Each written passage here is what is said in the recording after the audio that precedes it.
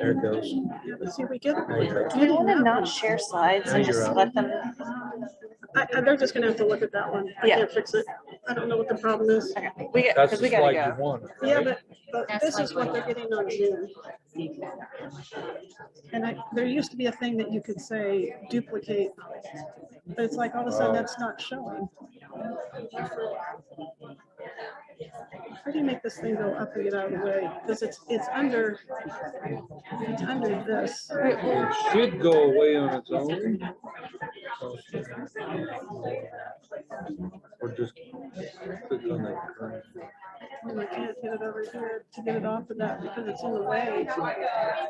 Because it's under here of what we're trying to find. But Click on it. What's under where? no, but that's it's hidden under. It's hidden under that. We're just gonna go. We're gonna get.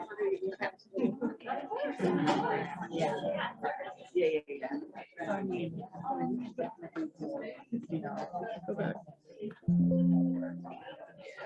Thank you. Where's the mic?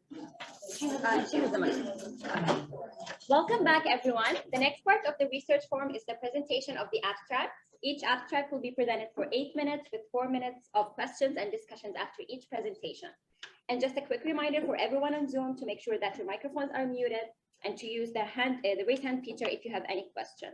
We will acknowledge you, and at that point, you can unmute your microphone. Our first abstract is by Rebecca Kiefer from the Department of English and Public Health.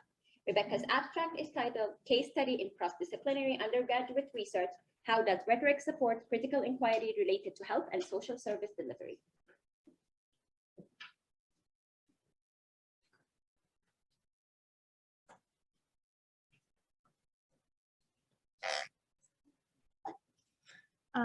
Hello, everyone. Is it Mike? Okay. My name is Rebecca, and I'm an undergraduate in the Department of Social Work, and I have a minor in Rhetoric and Public Advocacy, which is in the English department. And hi, everyone. My name is Heather Adams. I'm in the Department of English. I'm so pleased to be here today. Rebecca and I are. And we just I'm not going to talk much. I'm just going to set up a framework for Rebecca's really interesting research. So I am in the English department, and I do work related to rhetoric of health and medicine. I teach and do research in relation to that. I'm interested in questions around embodiment and reproduction and gender and shame. And this is my book. And I also am one of the people who is teaching deeply and working with students in our rhetoric and public advocacy minor. And Rebecca came to me last summer as an RPA minor, someone who has taken class with me, and said, Heather, I have questions about being a social worker and moving forward and being in clinical settings in the future and thinking about embodiment and stigma and issues of body image and weight. And so can we think about those things together from the perspectives we learn about in an English class, which might be surprising. So this is Rebecca's research question that we developed. I'll just mention briefly that she went to a national conference to already present her research, and I'm going to stop talking and let her take over. Awesome. Well, as a senior in the social work department, I'm doing a field placement at a local health clinic. I'm in High Point. We're in FQHC, and I'm on the behavioral health team. And I noticed that we give clients their take-home literatures. And at the end of the whole packet, there's this one document, and it's all these advice and recommendations, and a lot of it focuses on weight and eating practices, movement practices, and I found that really interesting, and I felt like it kind of was discordant with the ethos of the practice. So I took some of those take-home literatures and analyzed other take-home literatures from other local agencies and compiled them to kind of do a rhetorical analysis of the language used in those take-home documents. So the research question we came up with is, what values, strategies, and knowledges about diet and wellness culture are communicated through take-home literatures to people seeking care at local health clinics? So after a literature review and starting to analyze these documents, I found two main paradoxes that relate and inform our main findings. So the first paradox I'm calling our medicalization and wellness paradox.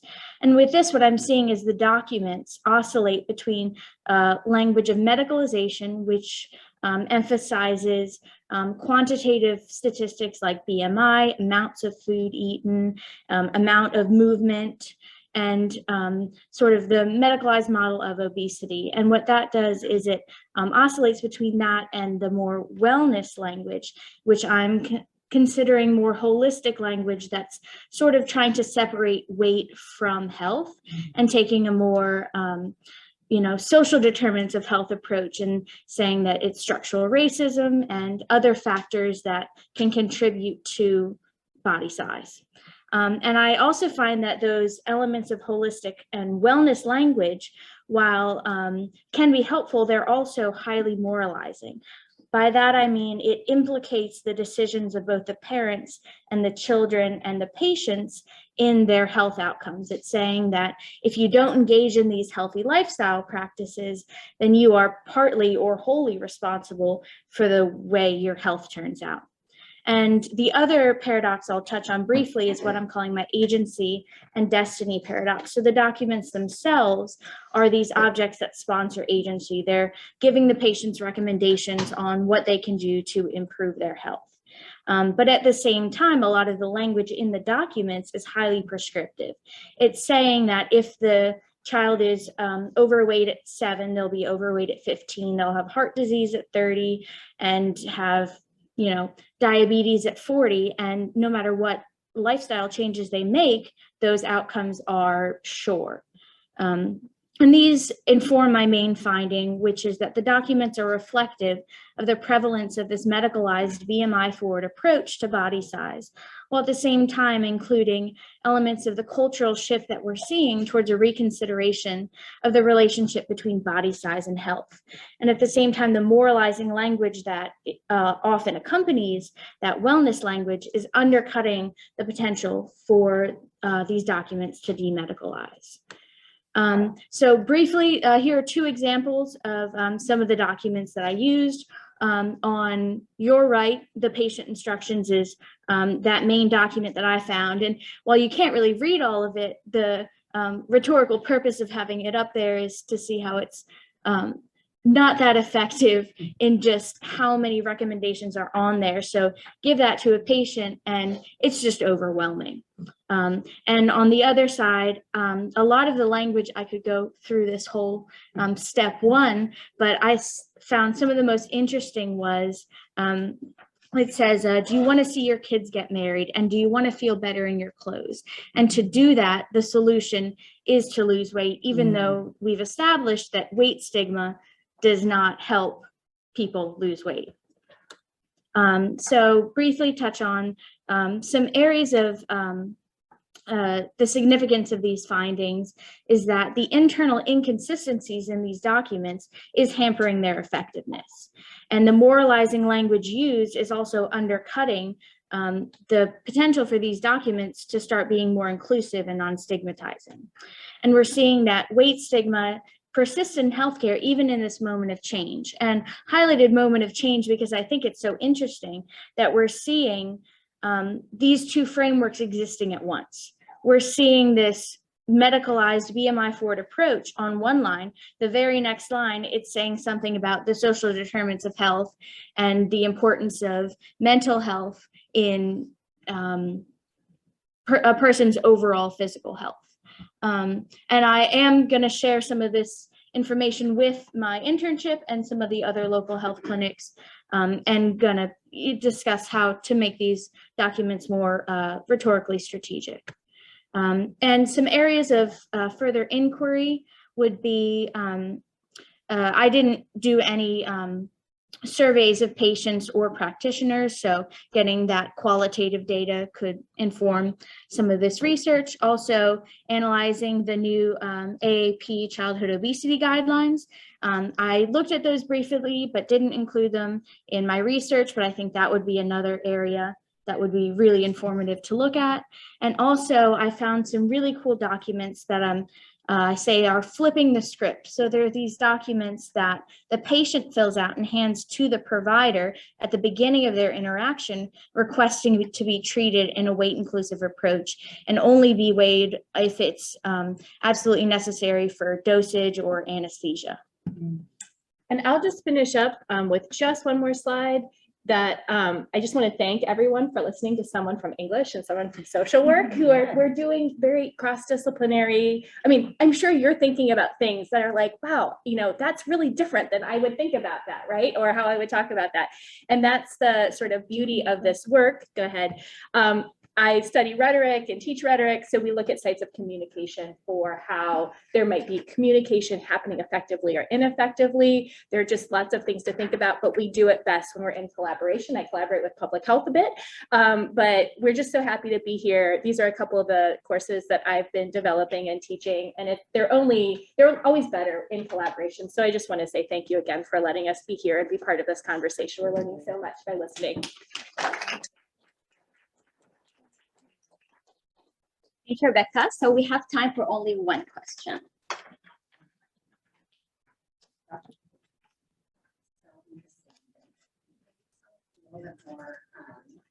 Said you would be talking to community agencies about how to be more rhetorically what would be a different way? Yes. So I'm on the behavioral health team. So most of my analysis was not in conjunction with the actual providers or the dietitians. So I'll be talking to the behavioral health team about how we see patients who are coming in, especially with problems with bullying, weight stigma, or distorted body image, and how do we communicate with those patients in a medical setting that's going to help them improve their mental health without implicating their personal decisions or their body or their weight or any decisions made by their parents as well. So that's a discussion I'm going to have with the entire behavioral health team at my organization next month. I'm preparing a presentation here. We also just love looking at that image of what Rebecca brought in, which is like the 40-point bullet list and 9-point font. It's like, oh, there are some ways that, of course, there are good things that need to be happening here. And maybe this is not the most effective way to sponsor, uptake by the clients who are actually taking this.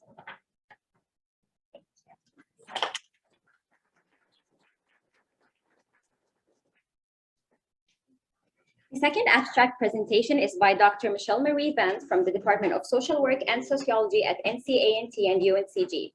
The title of Michelle's presentation is Racialized Gender Stress, Mental Health and Mental Health Among Black Women, a longitudinal test of the Vance-Wade Intersectional Suicide Risk Model. I'm gonna stand up here. Hi, everyone. I also have with me Rihanna Herbert, and I want Rihanna to introduce herself. Good morning, everyone. My name is Rihanna Herbert, and I'm a joint PhD student in social work. So I am here representing North Carolina A&T State University, but I teach in the Joint Masters of Social Work program. And so Rihanna is one of the doc students that works with me a lot on the suicide research that I do, along with Dr. Sonia Richardson, who many of you all had met last fall. And so we wanted to come here to talk to you about some really important work that we're working on, really looking at the intersection of race and gender on suicide. Can you help me here? All right, awesome. Let's move. So, go ahead. So today we plan to discuss what is missing from the conversation about Black women and suicide. We will be reviewing the Vance and Wade intersectional suicide risk model and reviewing the study findings and highlighting important research and clinical implications. And I could talk to you all probably all day about this work, but our presentation today is really based on an analysis of a model that came from the first paper that I published with a Black feminist medical sociologist. So that's where the interdisciplinary research comes in. And she focuses a lot on health outcomes for Black women, but we really set out to contextualize Black women's mental health in the 21st century. By looking at gendered racism and suicide-related behavior. And this paper, just although it was it took a long time. It happened to be published the month prior to the death of former Miss USA Chesley Christ's death by suicide. And so because of that, this paper did receive national attention by Time Magazine and Therapy for Black Girls podcast. And both of them were really asking the very important question is, what is missing from the conversation about Black women and suicide? And since then, we know we have seen some other high profile deaths as well. And so we wanted to just really come here and talk to you all about that today. So contrary to the most recent CDC data showing they're showing a decline in overall suicide deaths among the US population.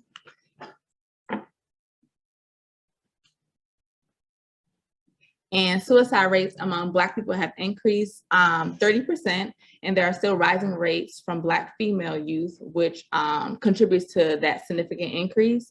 And as death by suicide has continued to rise among Black women in recent years, pointed to research in this area is still lacking. So it's really important to think about the multiple layers that we need to unpack when we're talking about Black women who die by suicide. So historically and currently, I would argue that research on suicide and talking about suicide has been synonymous with whiteness and male bodies. And that's why I think it's really important that we look at an intersectional perspective, even some of the things we've talked about today, and really thinking about racial disparities in health and mental health. And so we talk about the paradoxical nature of suicide. And it's really important that we have a model that looks at Black women from the growth rate and not looking at the fact that we've always seen where men may die more by suicide, or that white people die more by suicide. And so this is a framework, the Vance-Wade Intersectional Suicide Risk Model that Dr. Wade and I came up. And really what it does is a conceptual model that accounts for co-occurring racist and sexist experiences that that shape mental health outcomes for Black women. And so what you all will see here is you'll see different risk factors. So we have unique risk factors that we want to look at. And so we're looking at systemic factors as well as social psychological factors and these experiences of Black womanhood, where previous suicide risk models have either looked at race or sex alone. So the first unique experience we're looking at is gendered racism. Gendered racism really occurs when individuals face, racism and sexism at the same time. And our second unique experience that Dr. Wade has also done a lot of research on is the Strong Black Women schema. And the tenets of this schema really look at the obligation of Black women to, manifest strength, to hide emotions, suppress emotions, resist being vulnerable or dependent, and succeed despite limited resources, and also help others. Then we look at the psychosocial risk factors. Specifically, these encompass many determinants of mental health and determinants of health for Black women. They contribute to disparate outcomes for Black women in looking at religiosity, sexual abuse, criminal justice involvement, and economic mobility. And then our model then depicts racialized gendered stress, which is really where we're focusing on because of the impact of the unique risk factors that impact Black women and how that then contributes or exacerbate mental health outcomes that we already know are predictors of suicide risk. And so we look at this, and so we're looking at these individual and systemic life events that are specific to the intersections of race and sex or gendered racism. And so before we get into the findings, we used a longitudinal study. That's okay. We got a few minutes? Oh, yeah. Okay, all right.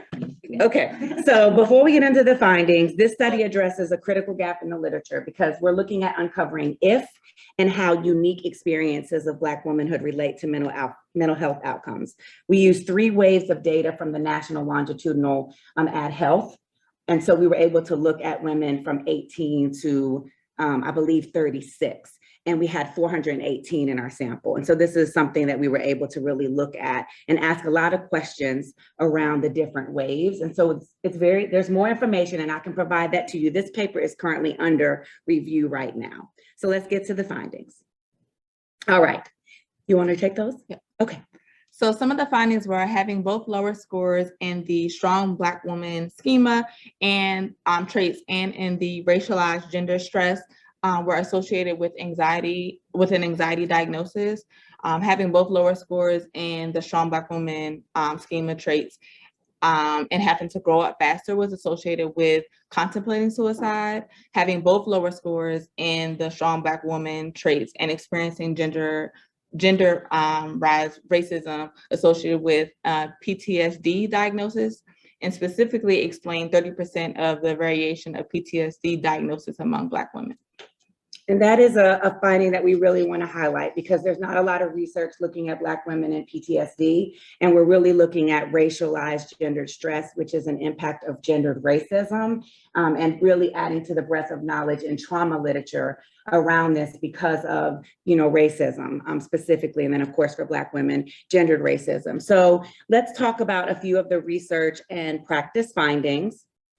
And basically what I really want to pull out for us in this room in the practice research, in the practice realm is that we have to think about culturally responsive care. We have to think about culturally responsive research and culturally responsive care. And it's really important that we understand that Black women are exposed to a lifetime of chronic gendered racism. They will continue to experience it before and after receiving diagnosis and engaging in suicide-related behaviors. And why is that important for us in the room? Because we have to really think about that when we're doing research, and we have to think about that when we're doing practice, especially when we do not come from a community of color, because that's how we perpetuate following dominant ideologies in the work that we do. And we really want to dismantle that and disrupt that.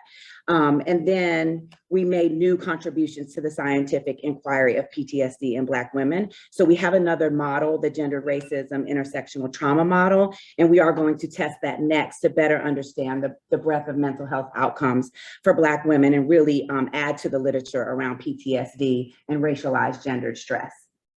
So lots of information in a very quick time, but we're happy to answer questions. I'll be here for a while, so to answer questions. Thank you all so much.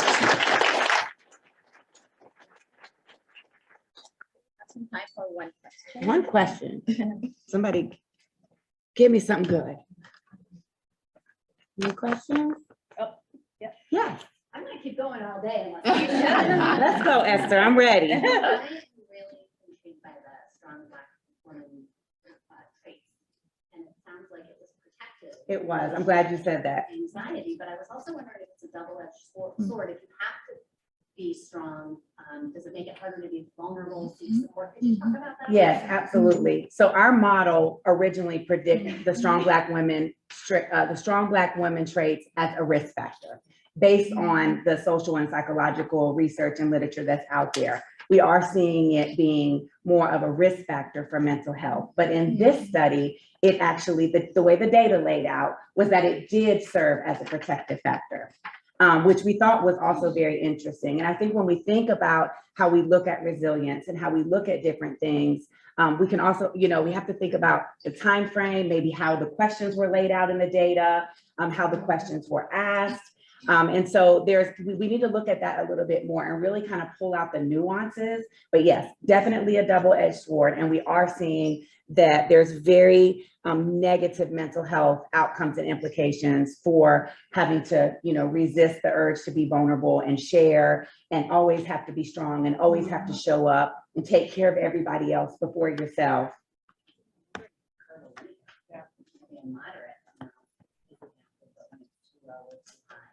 Maybe, and that's something great that we can look at later. And then our Dr. Gowdy, who also does a lot of our stat stuff, but that is something very important to think about, because I do think we have to figure out culturally where that is just, important. And those are unique experiences for Black women. And so we really have to look at that and where are those nuances coming in.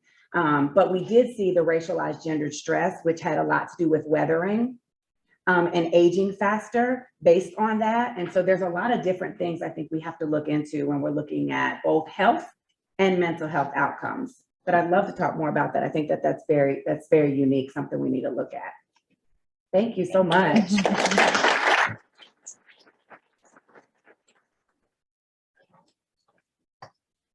Our third abstract presentation by Savannah Zurat from the Department of Human Development and Family Studies.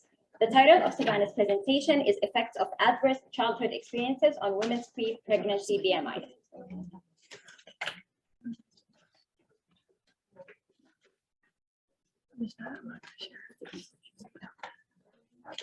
Thank you. Okay, hi everyone. I am a doctoral student in the HDFS department here at UNCG. And today I'm going to be presenting on a paper that I wrote with my mentors who are PIs on the IGRO study and are over here. And it's focused on the unique effects of adverse childhood experiences on women's pre-pregnancy BMI. So the kind of similar to what Linka has already said, the World Health Organization has identified obesity as a modern global health issue, and obesity rates have tripled since the 1970s, with 1.9 billion adults being overweight and 650 million being obese.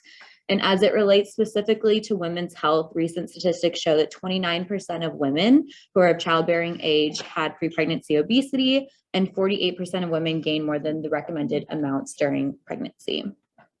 But we also know that overweight and obesity are largely preventable, and only more recently have researchers focused on identifying social determinants of health and these outcomes.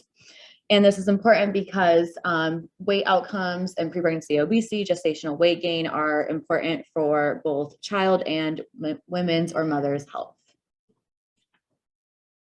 So getting now into the roles of adverse childhood experiences and stressful life events. So I'll refer to adverse childhood experiences also as ACEs, and this includes things like experiencing abuse or neglect in childhood, experiencing substance use or household mental illness. And a lot of research has focused on identifying how ACEs have both short and long-term consequences on different outcomes across the lifespan. But less attention has focused on how ACEs are specifically related to women's pre-pregnancy BMI or their gestational weight gain. And the handful of studies that have focused on this have generally found that childhood adversity is related to higher pre-pregnancy BMI and greater gestational weight gain. Relatedly, stressful life events can include things like experiencing the death of a loved one. They can include things like experiencing homelessness, just events that cause stress in your general life. And data from a large national data set have demonstrated that about 70% of women experience at least one stressful life event during pregnancy. So this is really highlighting that it's pretty normal for pregnant women to experience stressors, and it's important because we know that this also has negative consequences on different aspects of their health. So it's something that is actually very common. So in the current study, we had 3 research questions, and in the figures you'll see up here, you'll see that I combined pre-pregnancy BMI and gestational weight gain, but I just want to note that these were tested in 2 separate models, but it's just visually easier to have them together. So our first research question was focused on if ACEs and stressful life events were each uniquely related to pre-pregnancy BMI and gestational weight gain. And then the second research question was to examine if stressful life events was a mechanism for how childhood adversity is related to pre-pregnancy BMI and gestational weight gain. And the third research question was if adverse childhood experiences exacerbated the negative effects of stressful life events on pre-pregnancy BMI and gestational weight gain. Count how many times I say those terms in my presentation. So data come from cohort 1 of the Infant Growth and Development Study, which you all have been able to hear a little bit about already. So this includes 176 pregnant women who were diverse with respect to race, ethnicity, and socioeconomic status. And all of the women were recruited prior to COVID-19 being declared a pandemic. So when women were still pregnant in their 3rd trimester, they retrospectively reported on their adverse childhood experiences. They also reported on the stressful life events that they were experiencing during pregnancy, and their height was measured in duplicate. They came back to the laboratory at 2 months postpartum, and they self-reported on their weight prior to pregnancy and also at the end of pregnancy. And then we calculated their pre-pregnancy BMI and gestational weight gain, as you can see here. So I have 2 tables up here to just highlight the results. They're pretty easy. We found one significant result that we were interested in, and you'll also be able to see over here, these are, I haven't talked about them much, but these are our covariates. And so for the model predicting pre-pregnancy BMI, we found that adverse childhood experiences were related to higher pre-pregnancy BMI. And then race ethnicity was our significant covariate as well. And in the model predicting gestational weight gain, none of our key variables of interest were significant in predicting it. So kind of summarizing what I found. So the key findings is that really the one key finding is that women who reported higher childhood adversity also had a higher pre-pregnancy BMI. And we did not find any effects of stressful life events on pre-pregnancy BMI. And so although research has focused on kind of both of these as separate lines of research and have found effects of each, we tested them in the same model and we only found that childhood adversity had unique effects. So it's possible that studies that have found effects of stressful life events might have been, this might have been more of a proxy for adversity that has happened earlier in the life. I should not have clicked that yet. And then we also did not find any direct effects of ACEs on gestational weight gain. So it's possible that ACEs aren't specifically related to weight gain during the pregnancy period, and it might be something that unfolds more over the course of the life course. And we did not find that stressful life events operated as a mechanism for how ACEs were related to pre-pregnancy BMI. So this was just one possible mechanism that we tested. There are so many other ones that are either biological or lifestyle in nature that could explain how this is related, and future research should focus on exploring this a little bit more.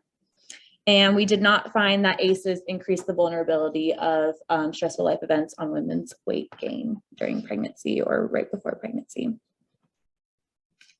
So strengths and limitations. A strength of this is that, to our knowledge, this is the first study to examine the joint and the unique effects of 2 of these risk-related factors. And then we also included a racially and socioeconomically diverse sample, which enhances the generalizability of our findings.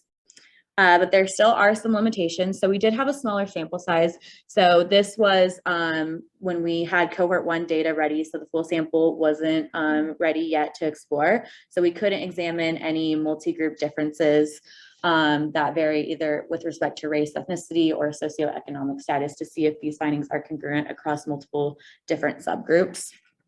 And then we also, mothers reported on their ACEs, their recent stressful life events, pre-pregnancy BMI, and gestational weight gain. So it's possible that the effects that we're seeing between ACEs and pre-pregnancy BMI are a little bit inflated due to shared method variance. And then thinking about implications for practitioners. So this was a section we included in our paper that I really liked, kind of thinking about like, what does this mean? How do we help women? And the CDC has listed that improving women's and children's health is a public priority, a public health priority, specifically focused on their weight. And so we kind of based off readings that I did, I've seen that there have been recommendations for routine screening for ACEs in doctor's office. And I think that that is a good idea, but it needs to be done with a lot of really, like a lot of care for that, because just screening for ACEs without being able to provide any support, it can be really dangerous. I think that it could cause women to experience trauma that they have already had to live through. So if routine screening is going to happen, practitioners or nurses need to be trained to screen for it and what it really means, and to be able to provide immediate sources of support. So this could include things like referrals to health, mental health, and educational services. And that is all I have. Want to thank here, we have a picture of our iGrow team from our recent get together. So thankful for all of the staff and grad students for helping with data collection, and the PIs for coming up with this brilliant study, and NIH for funding them. So thank you all for listening. Does anyone have any questions for us?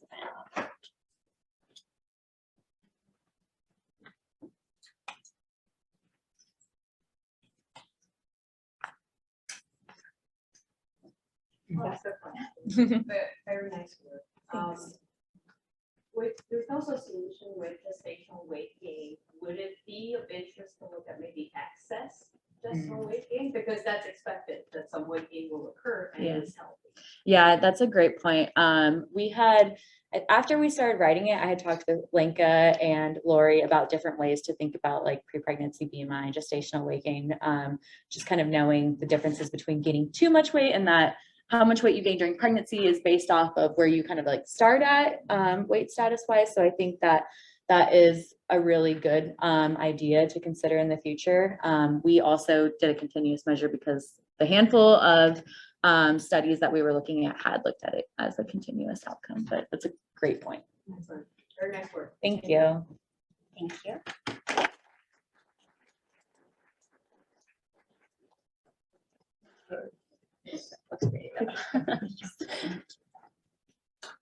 Thank you.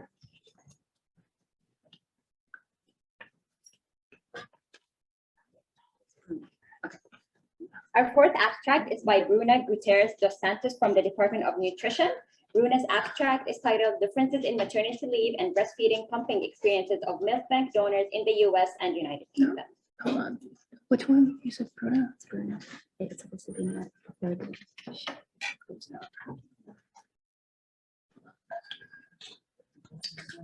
This one? No. No, it's Bruna.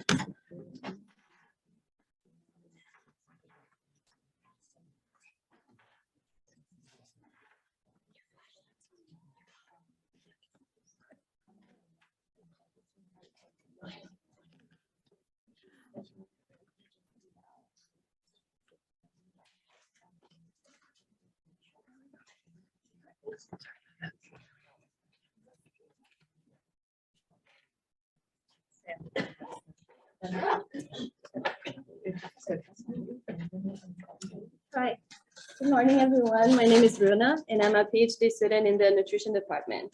Today, I'm going to talk to you about the differences in maternity leave and breastfeeding and pumping experiences of milk bank donors in the United States and in the United Kingdom. So the World Health Organization and the American Academy of Pediatrics recommends that low and very low birth weight infants receive donor human milk from established milk banks when mother's own milk is not available or is insufficient. The use of donor human milk has been shown to decrease the risk of necrotizing enterocolitis, as well as decrease the risk of infant mortality. Currently, there are over 700 milk banks around the world, and around 800,000 infants receive donor human milk every year. However, the individuals who donate to milk banks, also known as milk bank donors, are still an understudied population.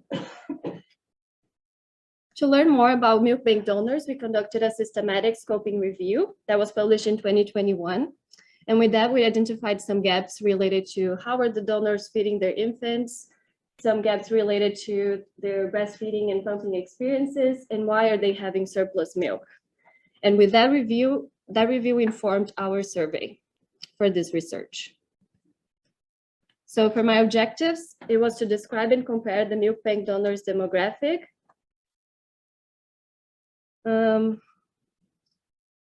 Okay, maybe this is not the updated slide. So we're going to focus on the demographic characteristics, the breastfeeding and pumping experiences, and the donation volume. So we conducted a cross-sectional online survey from August to December 2022, and our sampling frame was approved milk bank donors in the US and in the UK. The donors were recruited through 3 US milk banks, one in Portland, one in Florida, and one in Texas, and 1 milk bank in the UK. We obtained a convenience sample of 556 donors. And for the statistical methods, we use descriptive statistics, and we then compare the geographical differences between the US and the UK by combining the 3 US milk banks and then comparing to the UK milk bank. So in terms of demographic information, the donors, most of the donors were in their early 30s. They were white, married, educated, and identified as a female. We also observed that fewer donors in the US reported being on maternity leave compared to the UK.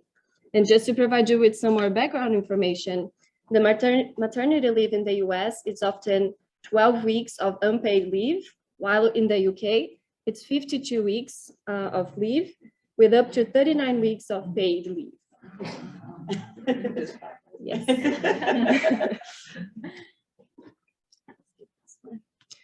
So in terms of feeding their own children, we saw that over 90% of donors in both locations reported exclusively feeding human milk to their infants during their first 3 months of life. However, we saw some differences in the way that they were feeding their infants. So for example, in the UK, significantly more donors reported exclusively feeding their infants at the breast compared to the US. We also observed that in the US, donors had a shorter average duration of breastfeeding a single child, so 13.3 months versus 21.2 months, and also a shorter lifetime milk production. In terms of expressing and pumping milk, in both locations, donors reported that they started pumping within the first week after birth. We also saw that the primary reason, 34% of US donors reported that the primary reason for pumping was returning to work, while in the UK, returning to work was reported by 11% of UK donors. In terms of pumping frequency, we saw that 57% of US donors reported pumping more than twice a day, while in the UK, 36% of the donors pumping more than twice a day. And in terms of the average lifetime donation, donors in the US had an average of 1,126 ounces, while in the UK, the average lifetime donation volume was 996 ounces. Okay, so this slide is talking about the information and assistance that donors received about breastfeeding, pumping, and milk banks. And we saw that the most prevalent source of information about breastfeeding was healthcare providers, while pumping and milk bank, the most prevalent source was the internet and social media. In terms of the average number of information sources, and this numbers here, it's out of 5 because it's a total of 5 possible sources. So we saw that donors reported having more sources of information about breastfeeding, followed by pumping, and the lowest number of information sources was about milk banks. So in conclusion, we saw that factors that are not directly related to milk banking practices, such as maternity leave, breastfeeding, and pumping support, may have an impact on how donors feed their infants, and also on their milk production and their donation patterns. In terms of future implications, the excessive milk production beyond what is needed for a donor's infant might have biological, social, and emotional costs for donors, and is an important area of future research.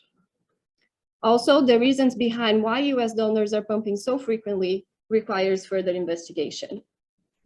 And lastly, the improved pumping support from healthcare professionals may have a positive impact on donors' pumping practices. So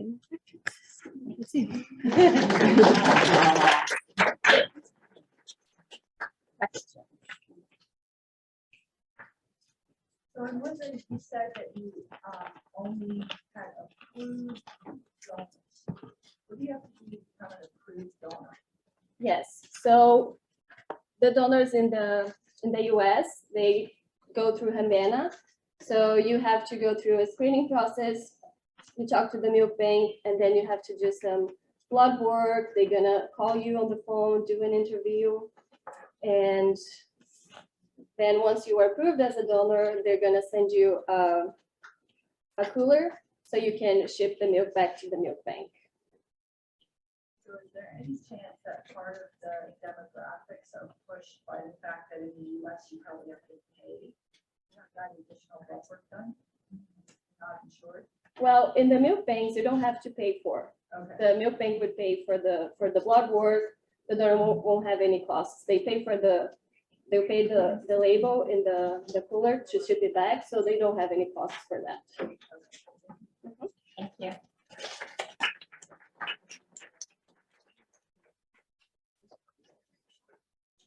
Our fifth abstract is by Farhad Chowdhury from the Department of Economics. Farhad's abstract is titled, "How Does Providing Free Menstrual Products in Schools Affect Test Scores? Evidence from New York."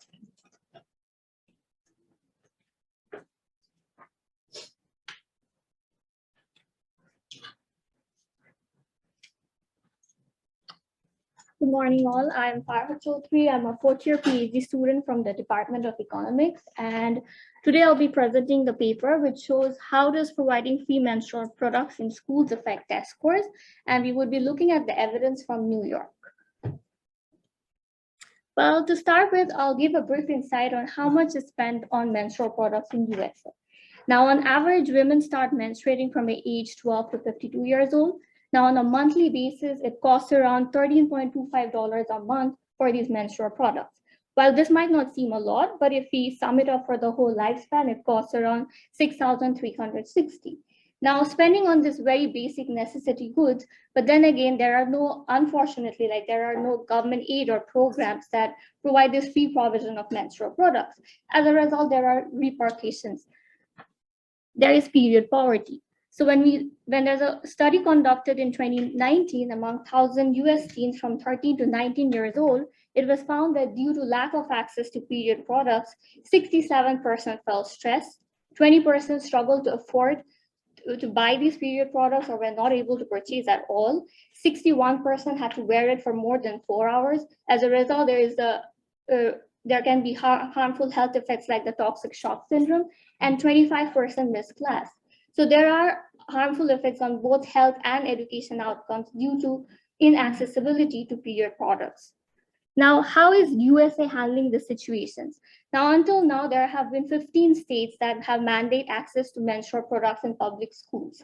And there is also a pending legislation called the Menstrual for All Equity. This law has not been passed yet. It was introduced on 2021, and one of its agenda is providing free menstrual products in public schools. And New York has been one of the first states that have mandate access to free menstrual products in their public schools. Now, what my paper would be trying to do is first, it's a quantitative study. It tries to analyze that how providing free menstrual products in schools affect test scores.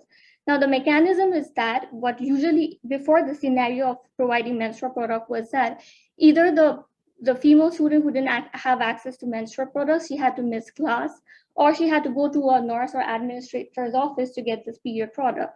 Now, my sample is looking at adolescent sample, so that is a very vulnerable cohort, and there is of course that hesitance to go to a nurse's office and ask for the period product.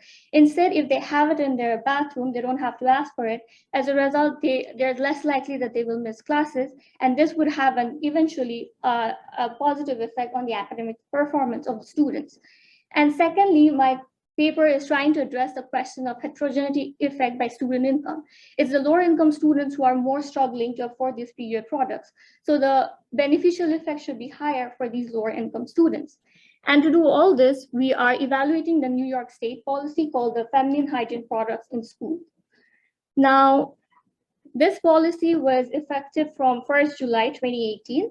And according to this policy, all public schools in New York State have to provide free feminine hygiene products in their school restrooms at no cost.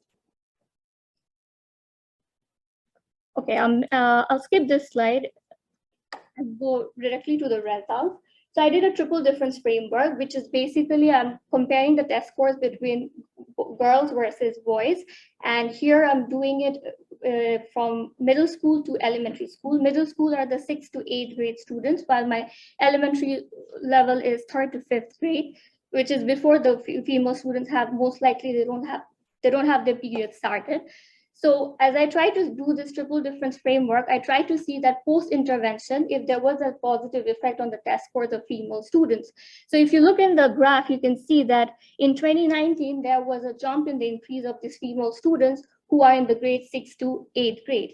And I looked at the New York State Education Department data, which is the school level administrative data. And here I'm seeing the test score data having a jump that is about 0.04 standard deviation increase in the test score data. And the results are statistically significant. Now, for the second part that I tried to see if there was an effect according to income level. So I categorized the schools according to lower income and higher income schools. And there are two scenarios. One is the school fixed effect and the no school fixed effect, which is basically the school fixed effect is I'm comparing within the same school how the test scores are different. And without the school fixed effect is I'm trying to see across schools how the test scores are different for girls versus boys. And here also we can see that our hypothesis can be seen that the higher poverty schools had a higher magnitude effect. So there was more beneficial effect on the high poverty schools than the lower poverty schools. And it was around 47% higher for the low poverty schools, for the high poverty schools, sorry, the beneficial effect. And last of all, I'm trying to see the cost effectiveness of the policy. Well, being an economist, I had to. So here I can see that providing menstrual products in the schools is a very cheap intervention. Like compared to other educational interventions, for example, here I'm talking about the STAR experiment, where it was basically about reducing class size. It costs around $1,000, 368 to increase the test scores, while for menstrual products, it's a very low cost intervention. It costs around at most $11 to increase a female student's test score. So this proves to be a very low cost intervention when we compare it to other educational interventions. So in summary, I can say that the first part is I'm trying to answer the question. And this is like the first quantitative study that tries to see how having free menstrual products in bathrooms can have a positive effect on the academic performance and through the mechanism of attendance. Second, I'm seeing that how lower income students are more benefited from such program, and this can help in reducing the gap in the academic achievement between the lower and the higher income students. And lastly, I'm trying to highlight the inexpensive cost of providing menstrual products in school-based settings. So that's all from me. Thank you.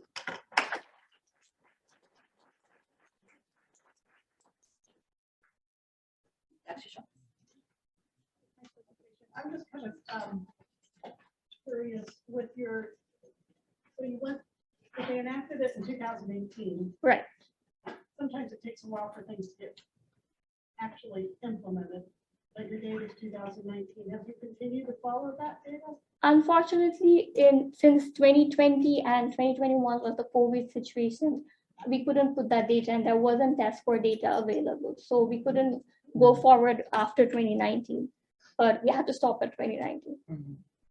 Is there any other things like critical things to change? Like, I guess, how confident are you that it's really just because of that policy change alone versus anything else operating? I mean, you've got multiple schools and trying to control that. I'm just very curious your thoughts on that. Right, you have a great point. Okay, sorry, do you need the slides back? Yeah, I can just show you. It's fine. It's okay.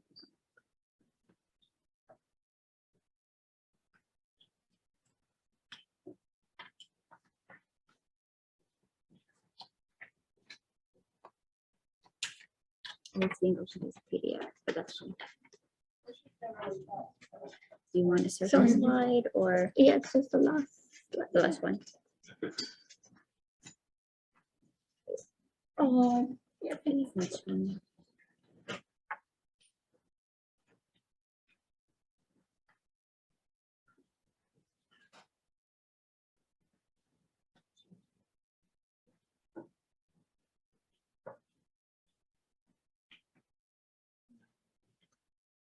Being opened as PDF. It's fine. It's fine. Okay.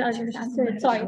Yeah. So yes, you're right. That's a very good point. But yes, in my equation, I did control for those effects. Like I did the school-based effect, which I to see within a school, within the same grade, what is the difference? And I'm trying to have a causal inference by having that treatment group that is females in the grade 6 to 8 and comparing them versus to the same boys who are in the same grade, same class. We're trying to control the other. Yes, and if you have seen that event study, we saw that before 2018 there was no effect, like they were statistically insignificant, like they were passing through the zeros. But it was only after 2018 we see that causal inference. So I guess, yeah. Thank you. Sorry, that took a little long. Thank you.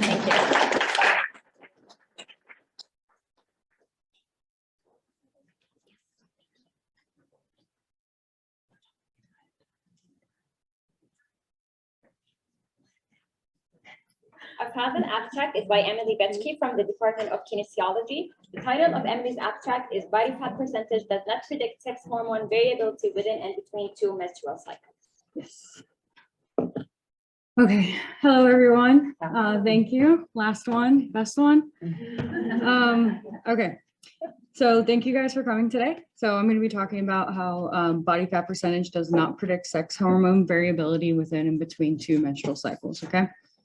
So when you're thinking about the menstrual cycle, or at least when I think about the menstrual cycle, the primary hormones that come to mind are estrogen and progesterone. But we also have fluctuations within testosterone throughout the menstrual cycle. So within the menstrual cycle, we primarily reference two major phases, the follicular phase and the luteal phase. And within each of those phases, all three of these sex hormones fluctuate at a different capacity. So with estrogen, shown in that light pink, we see during the follicular phase that it's relatively low until we reach our ovulation, where it actually peaks and then drops following ovulation, and then actually starts to rise again towards that mid luteal phase. Then we have our progesterone, which is relatively low throughout the follicular phase until we actually hit ovulation. Once ovulation hits, we rise up towards that mid-luteal phase again and then drops off. And then as you can see, testosterone in the navy blue, it is relatively low throughout the cycle until we reach about ovulation, drops back down following ovulation, and then slowly starts to rise towards the end of the luteal phase, okay? So this graph has a lot of stipulations to it, and I wish I could tell you that every single time this is what it looked like, but it's not. So when we're thinking about the menstrual cycle, it's really important that you recognize that that doesn't look like that every single time. Actually, cycle length varies and hormonal fluctuations vary. Not only do they vary between women, but they vary within women. So we have to account for those considerations. So some of those deviations that we see between and within women include the day of their actual ovulation, the length of their cycle phase, and the peak and absolute hormonal concentrations that we're seeing, okay? So that's a huge problem when it comes to physiological research, because it inhibits the generalizability of our research findings. It complicates tracking menstrual cycle outcomes, and it complicates the reproducibility of these findings in cycle-dependent females, okay? So given the complexity and the inherent difficulties of this work, little is known about the different factors that actually cause these cycle-to-cycle variations within these sex hormones, okay? So with current research, we know that these sex hormones influence other things outside of just the reproductive things that kind of generally pop into our head at first. One of those being body composition, where we know that there is a bidirectional relationship between these sex hormones and body composition. For example, we know that sex hormones influence metabolism, and we know they influence body fat distribution. But we also know that body fat has been shown to influence the amount of hormone levels that we have within low, average, and high body fat percentage women. Okay, so all of that varies. So given that known bidirectional relationship between body composition, we wanted to see if body fat percentage might be a significant predictor of the intra and intercycle dependent variability or intracycle differences in these sex hormones, okay? So to determine the purpose of this was to determine the extent to which body composition predicts the variability of sex hormone concentrations within and between two consecutive menstrual cycles. In order to do this, there were a total of 20 naturally cycling participants who were physically active. Their body composition ranged from was about 32% plus or minus 7. These women were brought into the lab during two parts of their menstrual cycle. Within the two phases of their menstrual cycle. During the follicular phase, they came in on days 1 through 6, 1 being the onset of menses. They also came in during their luteal phase, day 1 of that being following a positive ovulation test, okay? During each of those days, there was a blood draw that was performed, and they did this across 2 menstrual cycles. Okay, so before I get into this picture is not of an actual participant. It's just to help me walk through how we actually looked at these measures, okay? So the intra-cycle variability, we had to quantify how we were actually going to look at these differences within and between the cycles. So in order to do that, we looked at the intra-cycle variability within the follicular phase by getting the coefficient of variation with the mean hormone concentrations of cycle 1 and cycle 2. We also looked at the so between cycle variability in the follicular phase, and we did this by looking at the coefficient of variation between the mean hormone concentrations of cycle 1 and cycle 2. We also looked at the intercycle variability within the luteal phase, but we did this a little bit differently than the follicular phase, mostly because if you guys recall from my first slide, there are massive fluctuations within the luteal phase, more so than the follicular phase. So we did this one a little bit differently. So we took the coefficient of variation for the maximal change for the hormones across C1 and C2. And also because of those mass fluctuations, we did not look at an intra-cycle variability, but we just looked at the intercycle variability within the luteal phase. Okay, and then in order to test our hypothesis, we did linear regressions in order to test the association between body fat percentage and intra and intercycle hormone variation with our significance set to a p-value of less than 0.05.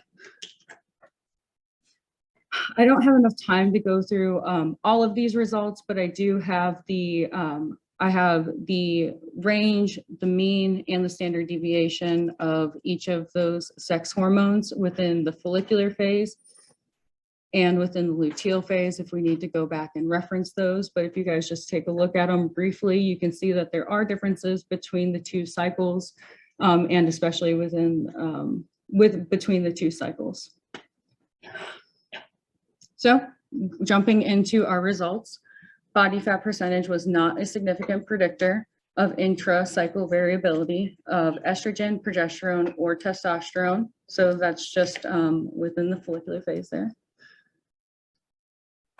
And then jumping to our intercycle variability, we did not see body fat percentage as a significant predictor either for the follicular or the luteal phase for any of our hormones.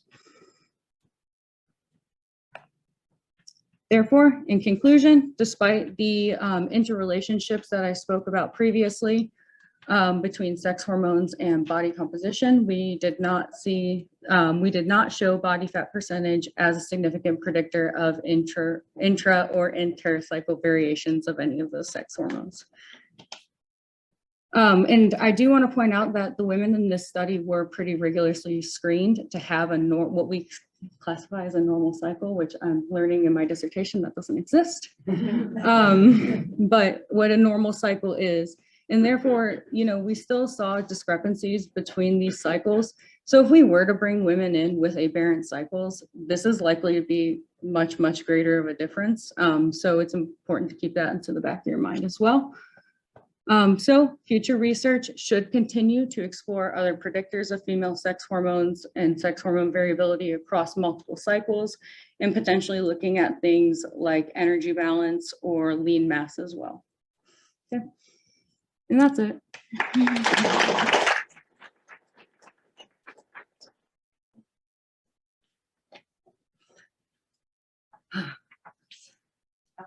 Yes. So that was very clinical in my mind, right? In terms of thinking about women's, like, all of those things. All of those things. It's okay. So for like practice, direct kind of, how do we relate that, like transfer that to the community? Like, why is this important? Like, what do we need to know? The major importance, I think, stems more so on the research side in order for us to be able to implicate different clinical practices. So for us to be able to maybe see if women with either higher or lower body fat percentage are having either no hormonal fluctuations or massive hormonal fluctuations might be able to help us in the long run with determining either differences in like maybe fertility or for ovulation status in general for these women, or even potential of gaining or losing weight too. I think that's where it comes from, more so on the front end. And then once we're able to figure out and actually have some consistencies within research, we'll be able to have a more generalizability of our results. Thank you. Thank you. Thank you. How to do this. Thank you. Thank you to our presenters and to the audience for all the interesting questions. Next up, we'll hear about the work that the Center for Women's Health and Wellness Research Fellows, Dr. Sattler and Dr. Abervidor have been doing this year. Unfortunately, Dr. Abervidor is unable to be with us today, so Dr. Sattler will present on both of their work. Okay. I don't know. Technology is not my strong suit. Thank you very much for that introduction. As she just said, I'm Kira, and unfortunately my better half, Forgive, isn't able to be here today, so you just get me. And I'm going to be talking about my faculty fellowship through the Center for Women's Health and Wellness, where we both kind of focused on this perinatal period. All right, so to begin with, I'm going to review my fellowship aims. And the first was to try to identify these secondary data sets that assess maternal health and well-being, both prenatally and postnatally. So I was really interested in digging in to this perinatal period as kind of this transformational time or sensitive period for promoting women's resilience. And what I found after months of searching and searching is that this is kind of a gap in the research. There's really limited information on prenatal and postnatal development that is in large secondary data sets. Most oftentimes there might be retrospective reports about prenatal experiences, or maybe there's birth records, as a paper I'm going to present talks about, but there's extremely limited longitudinal follow-up on women's health and wellness within the first year postnatally. That's available for a lot of women at one point in time. So this allowed me to maybe pivot a little bit and really think about what was going on here at UNCG, where I could find collaborators and think about different partnerships to try to identify different ways of thinking about women's resilience across the perinatal period. And so as we've learned about, I developed partnerships and collaborations with the PIs and co-Is for the eyebrow study. We have some work in the progress. But this is an area really where I identified that, you know, moving forward, this is a great area to proceed with, to think about focusing on women, centering women's experiences, both prenatally and postnatally, to promote their resilience and therefore also influence infant health and well-being. Secondly, I wanted to gain experience in maternal resilience across the perinatal period. And here I was really focused on what do we mean when we talk about physical health resilience. So I believe that resilience can vary across developmental domains, across time, based on the exposure to new risk and protective factors. And I felt like I had expertise in women's mental health, their relational processes, socio-emotional well-being, but I really didn't know too much about like physical health, that specific developmental domain. And again, what I found after digging through the literature is a lot of other people don't seem to define physical health resilience either. When thinking about resilience based on physical health outcomes, most commonly, I ran into indicators of BMI and really crude measures of obese or not obese, or a lot of things on dental records, surprisingly, were indicators of physical resilience. And so this led me, I'll touch a little bit about this later, but a gathering of experts here at UNCG to initiate discussions on, ideally, if we were to initiate data collection, what would we want to think about as indicators for physical health that are malleable across time, that we can provide supports and resources for families, communities, to really promote women's physical resilience across the perinatal period. My third aim was to network with potential collaborators at UNCG. And so I was able to meet Forgive. We have collaboration starting. She's an excellent collaborative partner. And we were also able to start this interest group that I will touch on later to bring together experts here at the university that really center women's health and well-being, focusing again on that perinatal period. And then my last bullet point was to develop connections with potential community partners. And here is where I'm still expanding, still doing work. I've identified local community partners like the YWCA, where they have 3 different initiatives focused on pregnancy and postpartum, women's health and well-being. And they have a lot of great initiatives happening here in Greensboro to promote women's health and wellness. I talked with Dr. Weinemann's family member who is a practitioner to think about data collection in other countries where it's more common to assess women's health records across the perinatal period. They have more regular check-ins, really emphasize women's health and wellness. So those were my aims for the fellowship.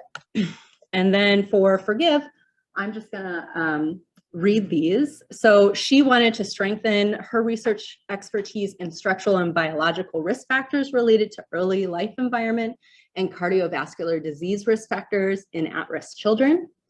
She wanted to expand her skills in intervention development and testing, and her goal was to translate these findings of this project into an intervention. And then lastly, she wanted to complete data collection analysis of ongoing projects. And so based on our communications, she is refining a grant that really focuses on interventions. She has initiated and is starting to wrap up data collection. And then she is completing those analyses.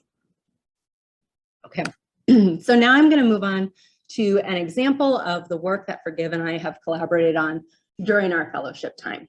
And so that paper, which is in preparation, is examining the social determinants of health and preterm birth, looking at moderation by gestational hypertension. So why should we focus on preterm birth? Well, we know that this is a significant risk factor linked to both worse short and long-term developmental outcomes for infants.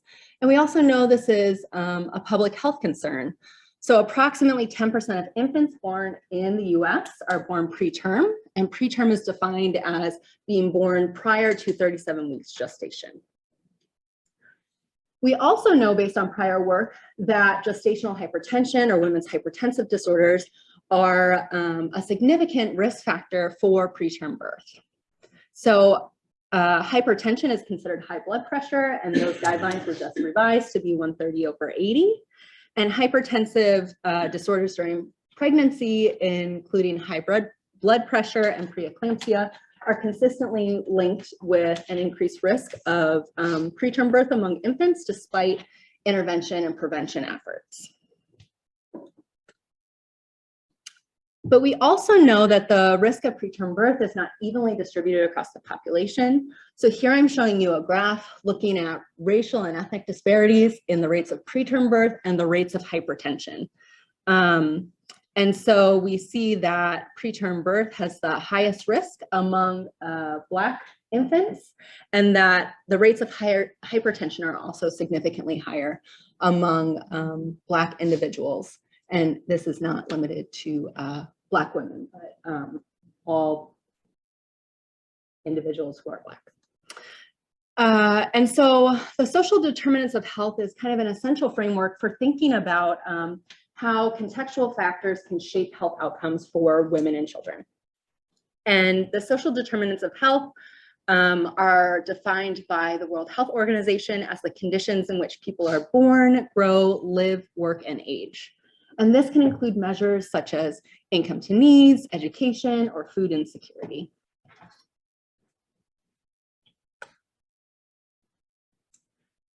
And prior work has shown that the social determinants of health disproportionately impact non-Hispanic Black women, and this will continue to contribute to worse maternal and infant health outcomes. And it's important to note that the social determinants of health all include indicators that are modifiable, that we can then tailor prevention and intervention efforts, and therefore these disproportionate health outcomes are preventable.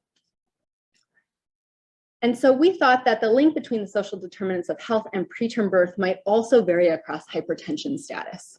It might be that the social determinants of health are more or less influential based on whether mothers exhibit hypertension, given the strong association between hypertension and preterm birth. However, there's currently limited work examining whether or not maternal hypertension moderates the association between the social determinants of health and preterm birth outcomes. So this led us to have 3 research questions. The first is, which social determinants of health are associated with preterm birth? The second is, how does this association vary based on maternal hypertensive status? And the third is, are these associations significant within different racial ethnic groups? To answer this question, we drew upon data from the Early Childhood Longitudinal Study, the birth cohort, which is a nationally representative and longitudinal sample of children born in 1998 that includes over 10,000 children. Our outcome of interest was preterm birth, and this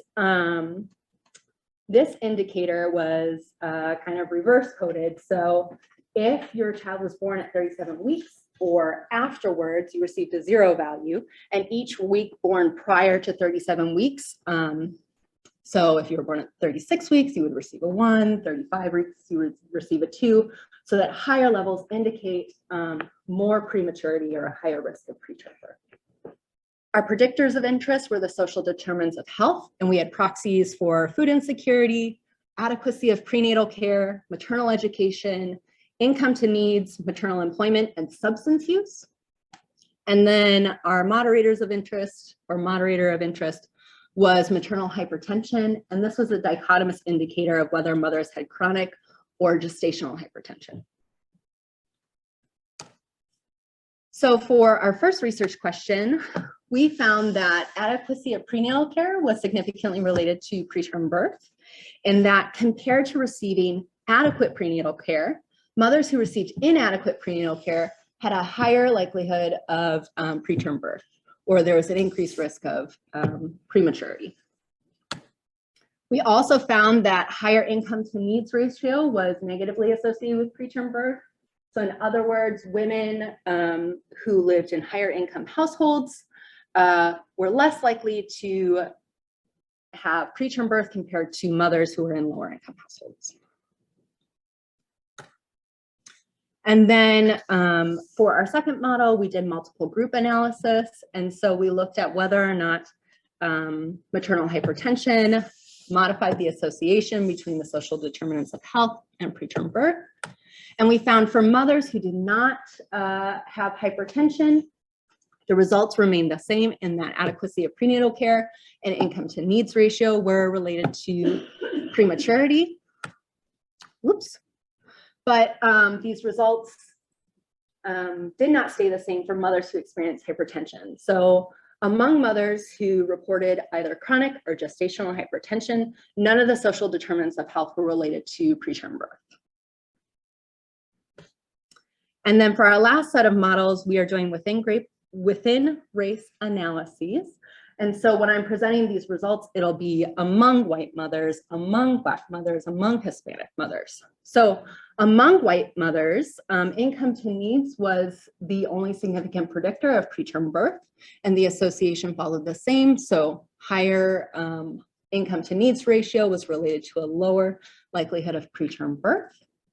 And then in looking at moderation by hypertensive status, these results remain the same for mothers who did not report hypertension, but for mothers with hypertension, again, none of the social determinants of health were related to prematurity.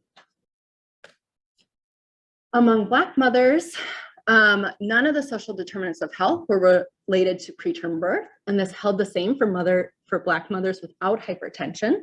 However, among Black mothers with hypertension, substance use was related to a lower risk of preterm birth. And I'll come back to that. And then lastly, among Hispanic mothers, higher levels of education were associated with an increased risk of preterm birth. And these results were consistent for Hispanic mothers without hypertension, but none of the social determinants of health were related to prematurity for Hispanic mothers with hypertension. Okay. So for our implications, among the entire sample, adequacy of prenatal care and income to needs ratio were important predictors of preterm birth.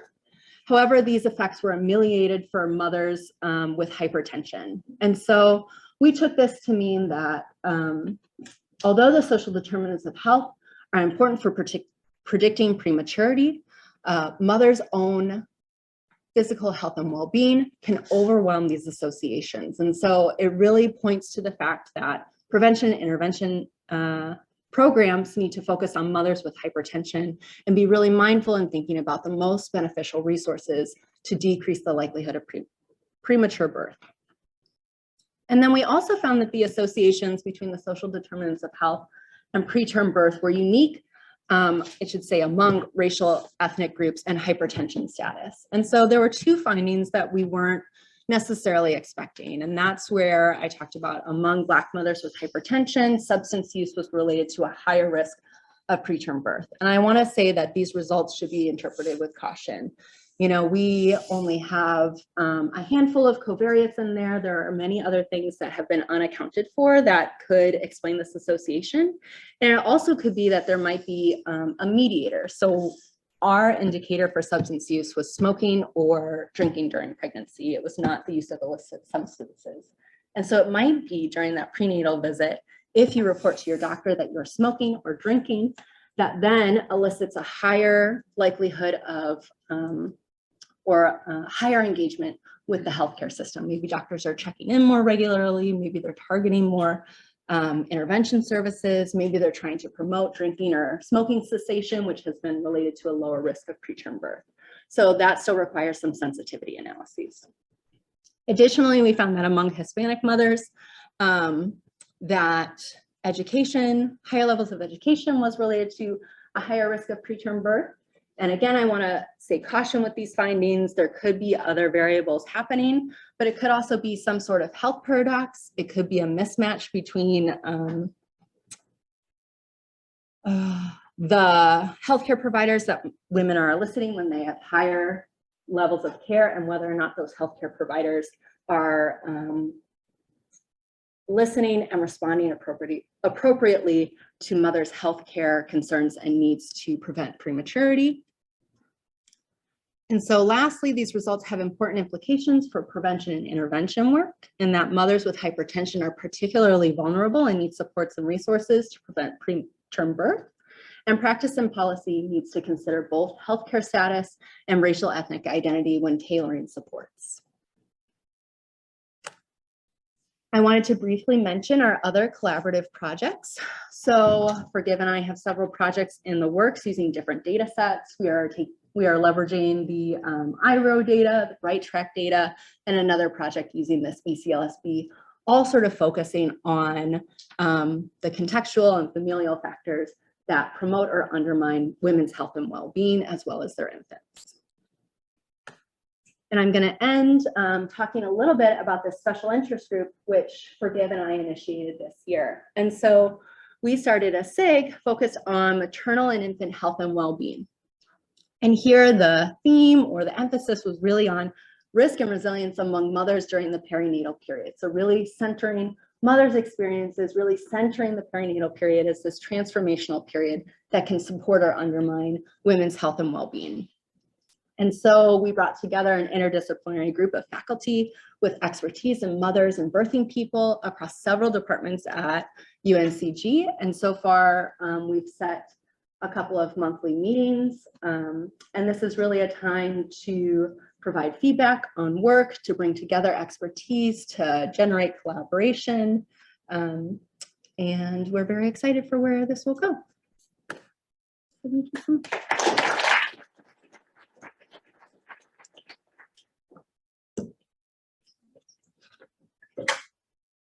Does anyone have any questions?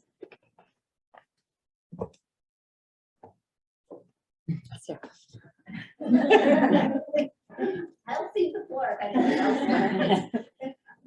Kara, thanks for your talk. I have a question about the paper you and Forgive are working on. Sure. And I'm wondering about the extent to which the social determinants of health in that model are also predictors of hypertension. Mm-hmm. You can talk about that a little. Yep. What a great question. So yes, they are predictors of hypertension. And so yes, they could be predicting hypertension and then predicting infants' health outcomes. So we haven't run mediational analyses, but it's an excellent next step. I do want to note that I did run sensitivity analyses where I had the social determinants of health in there in addition to the indicator of hypertension. And the results stayed the same, but the coefficient for hypertension was by far the strongest association.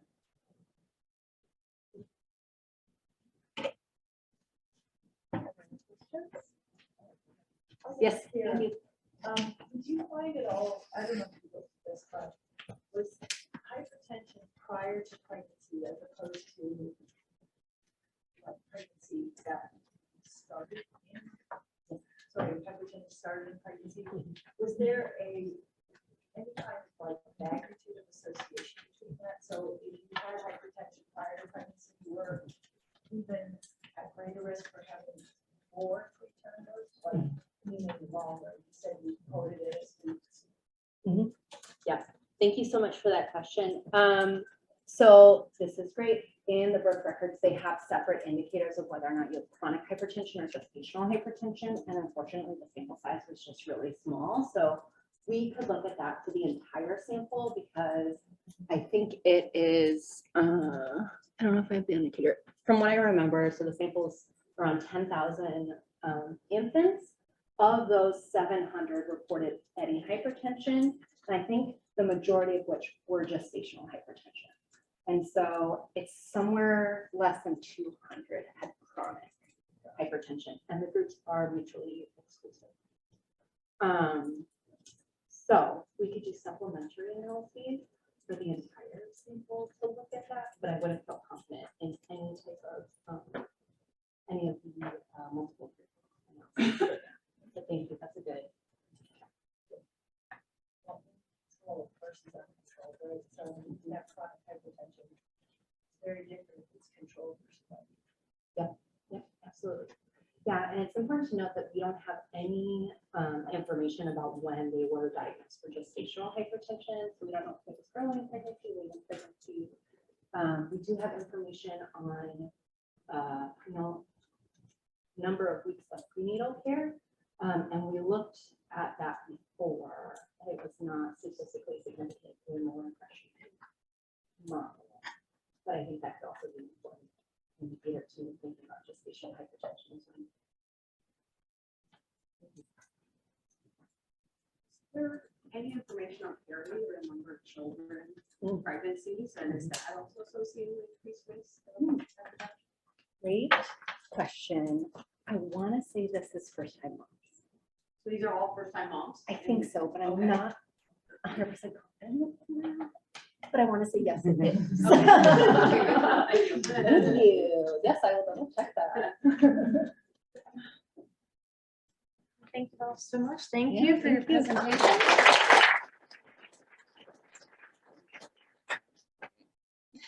Okay, well, this has just been a wonderful morning. We have learned so much from so many different disciplines. So I hope you guys have enjoyed it as much as I have. So we now are going to have our 2 roundtable discussions that will happen simultaneously. So roundtable 1 is focused on good sleep for good health by our own wonderful kinesiologists in the back here, Dr. Jessica McNeil and Dr. Laurie Weidman. And this session will focus on the link between sleep and health outcomes, as well as common methods to capture sleep. And they will also discuss some methods to promote sleep extension and better sleep. The moderator for this roundtable is Alexa Villarreal, one of our Williams scholars. And for those on Zoom, this will be in breakout room 1. So that's where you will head in a little bit. And for those in person, it will take place in this room. So if you're in that roundtable, you don't have to move. Roundtable 2 is focused on the value of community partnerships and community boards for research and scholarship with the facilitators, Drs. Emily Yankee, Kathleen Edwards, and Christy Howell from the Institute for Community and Economic Engagement. And this will take place in 124, just next door if you're in person, and then in breakout room 2 if you're on Zoom.